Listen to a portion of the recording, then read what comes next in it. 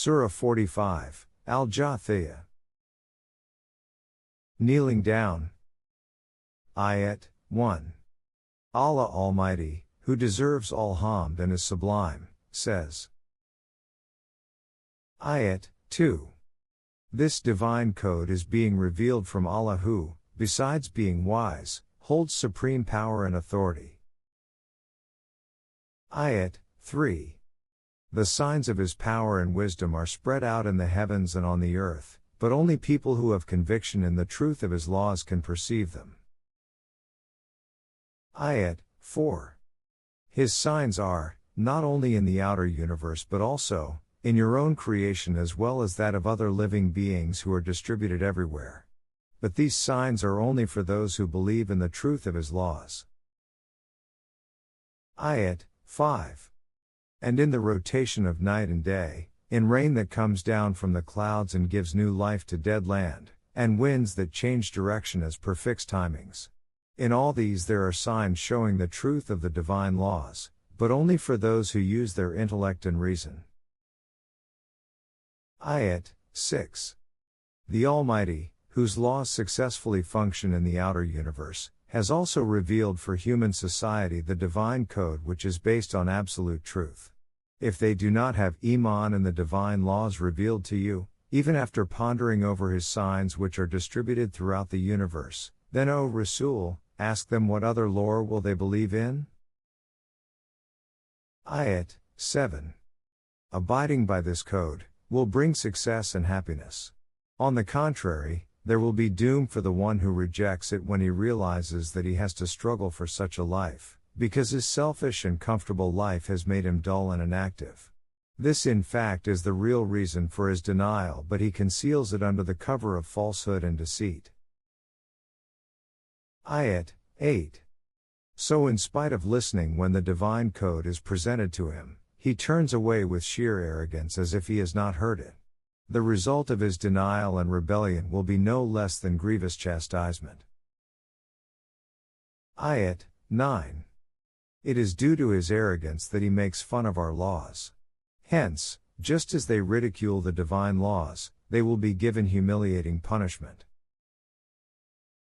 Ayat 10. The flames of the fire of Jahannam are blazing around them, if they only could see them now.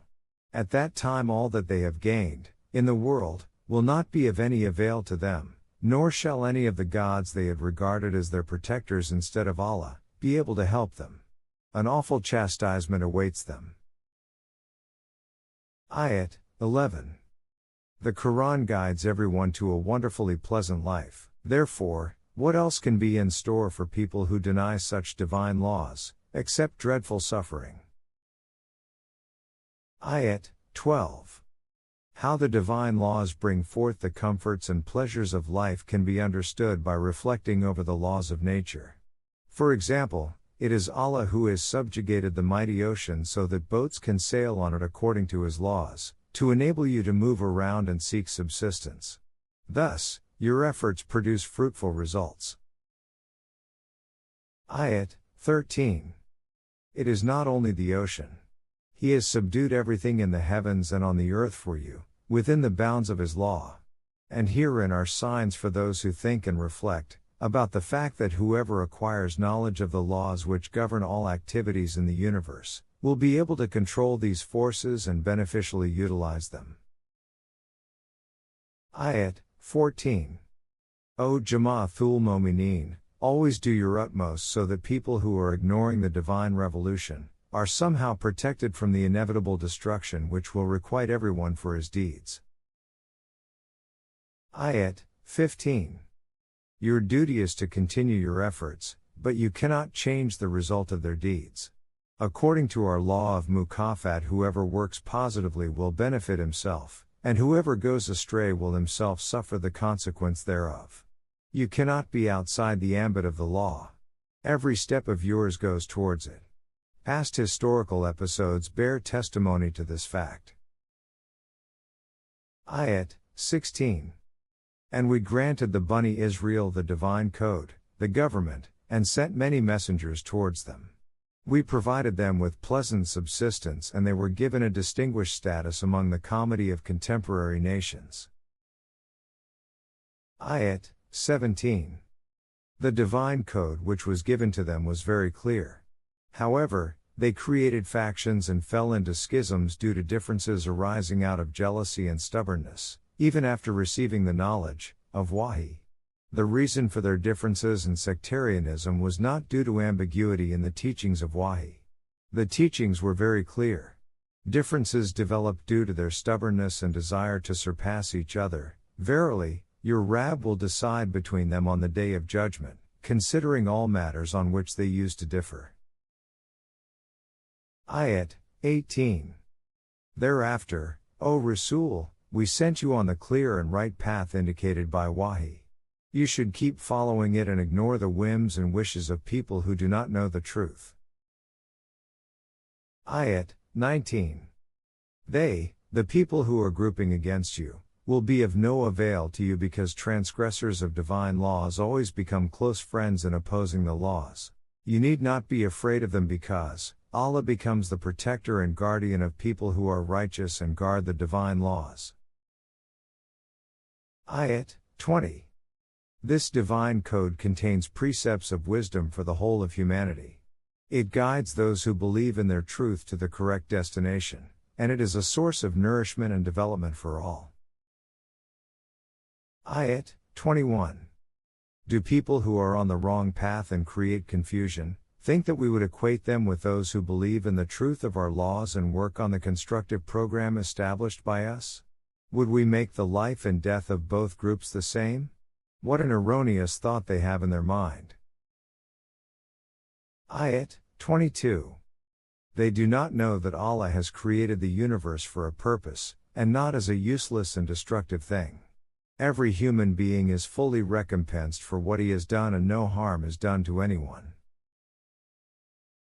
Ayat 23. People ask why human beings need guidance of wahi when they have been given intellect and the ability to reason. But have you not come across a person who takes his own feelings and emotions as his ilah and then does whatever his desires dictate? Have you not seen how, in spite of possessing knowledge and intellect, he treads the wrong path? His emotions overpower him, as if his hearing and heart have been sealed and his eyes covered with a veil. He can neither hear nor see anything and he does not comprehend anything. When a person is so overwhelmed by his emotions, what else can provide him guidance, except divine revelation? The most valuable faculty a human being has is his intellect. When the intellect is blinded by emotions, it becomes enslaved and consequently finds ways to serve desires and coin arguments to justify them. Under such circumstances, only a power that is higher than the human intellect and emotions can provide guidance. And this power can be none other than divine guidance, the wahi. Can you not ponder over this reality? Ayat 24. People, who deny wahi and take their own emotions as ilah, believe that life is only this worldly existence. In this world people die and new ones are born and this cycle of life continues. A child is born, lives a physical life, and he dies. Life ends. Man has no life other than this physical life. People who have no knowledge of the reality of man speculate on the basis of superficial knowledge. A human being does not consist only of his physical body which ends when life ends. This is the animal level of life. Man also has something else and that is his self. The self does not get destroyed with physical death. It continues to live. Just as bodily nourishment and growth need physical laws, the human self also needs laws based on wahi for its development and growth. This is why wahi is needed. Ayat 25. Whenever clear laws based on our wahi are conveyed to them, those who limit life to this world only, they have no proper reason to oppose them. They are just being stubborn, and say, if the dead can really be brought to life, then bring our ancestors back. Only then will we believe that your claim is true.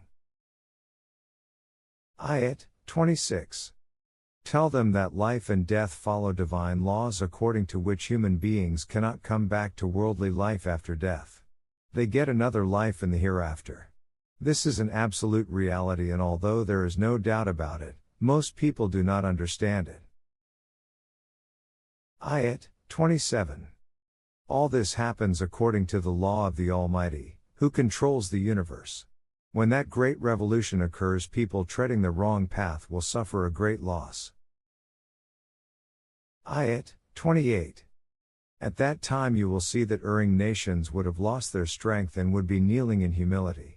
Each nation will be summoned to examine the account of their deeds. The result will appear before them, and they shall be requited for all that they have done.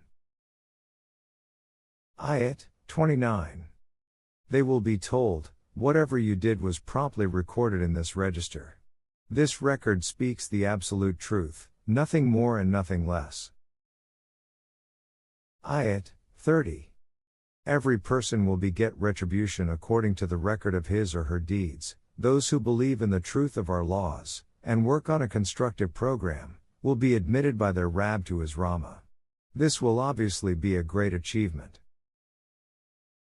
Ayat 31. And those who rejected the truth will be told, whenever you were presented with my laws, you behaved arrogantly and committed all sorts of crimes. Ayat 32. And you were told, Allah's promise always comes true, whatever is being told to you will certainly happen. This revolution is bound to come. There is no doubt about it. You used to say, we do not know what this revolution is. We think it is just a vague idea and therefore we are not at all convinced. Ayat 33. At that time their evil deeds will manifest themselves and they will be encircled by the very things they used to ridicule. Ayat 34. They will be told, just as you ignored this day and became oblivious to it, today we will not care about you. Your end is doom and destruction, of Jahannam, and no one can help you to get rid of this chastisement. Ayat 35. This is because you ridiculed Allah's laws and worldly gains kept you in deception. Therefore, neither can you escape this punishment, nor will your wailings make our favors revert to you, because our favors can only be obtained through your own deeds. Ayat 36. At that time, Allah's attribute of Rububiyyah, spread all over the universe, will also become operative in the human world and beget spontaneous hamd from everyone. Ayat 37. And everyone will admit that ultimate sovereignty in the universe belongs to him. He is almighty and his might is rational.